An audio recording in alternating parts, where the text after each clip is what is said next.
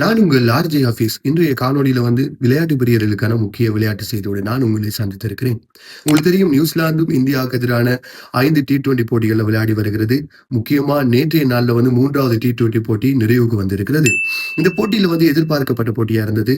முதலில் நாணய சுழற்சியில் வெற்றி பெற்ற இந்திய அணி முதலில் களத்தடுப்பை தீர்மானித்தது. இதுக்கு அமைய நியூசிலாந்து அணி முதலில் துடுப்படுத்த ஆடி 20 ஓவர் நிறைவுல 153 ஓட்டங்களுக்கு 9 விக்கெட்டுகளை மாத்திரமே இழந்திருந்தார்கள். 154 வெற்றி இலக்காக அடுத்தாடிய இந்திய அணியால 10 ஓவர் முடிவிலேயே வெற்றி இலக்கை கடந்திருந்தார்கள். இது இந்திய அணியில குறைந்த ஓவர்கள்ல வெற்றி இலக்கை கடந்த முதல் சந்தர்ப்பமாக பார்க்கப்படுகிறது. அதே போன்று நேற்றைய நாள்ல ஒரு சாதனையமா இருக்கிறது. அபிஷேக் சர்மா வெறும் 14 பந்துகள்ல அரைச்சதம் கடந்திருந்தார். இது அவருடைய குறைந்தபட்ச அரைச்சதம், குறைந்த பந்துகள்ல பெற்ற அரைச்சதமாக இது பார்க்கப்படுகிறது. உண்மையிலே சாதனையாக பார்க்கப்படுகின்ற அரைச்சதமாக யுவராஜ் சிங் 12 பந்துகள்ல பெற்ற அரைச்சதமாகத்தான் கணிக்கப்படுகிறது. அதுக்கு அடுத்து அபிஷேக் சர்மா இருக்கிறாங்க.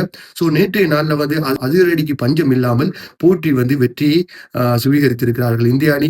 இந்த 5க்கு 3 என்ற கணக்குல இந்திய அணி தொடரில் முன்னிலை இருக்கிறார்கள். தொடரையும் கைப்பற்றி இருக்கிறார்கள். மீதமாக 2 போட்டிகள் நாளை மறுதினம் ஆரம்பிக்க இருக்கிறது. இந்த போட்டிகள்ல நியூசிலாந்தா இந்தியாவா இந்த வெற்றியை பெறுவார்கள். இறுதி போட்டியில இறுதி 5 போட்டிகள்ல எந்த அணி வெற்றிகளை பெறுவார்கள் என்பதை கமெண்ட்ஸ்ல நீங்களும் கூறுங்கள். நான் உங்கள் ஆர்ஜே ஆபீஸ்.